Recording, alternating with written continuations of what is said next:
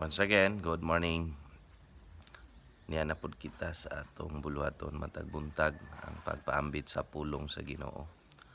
So, ang atong verse of the day karon kining John chapter 3 verse number 30. Na matod pa giingon ni John, he must increase but I must decrease. No?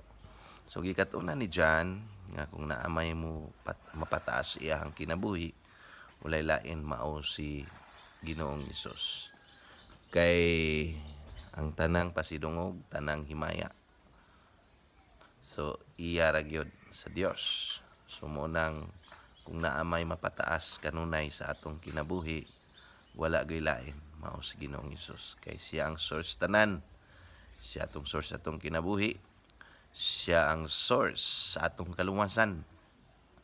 O mo na ni naani ang tanan, so tungod niya na. So iya hara gyud tanan unsa may atong accomplishment, unsa may atong mahimo para sa buluhaton sa Dios. Ang Ginoo ra gyud mapataas, ang atong kaugalingon mapaubos. So ang buot sa Dios nga naa nato ang pagkamapaubsanon kanunay. So naagyod kanunay ang pagpataas sa Ginoo. So mauna mga kahigalaan, daghang salamat, mayong buntag.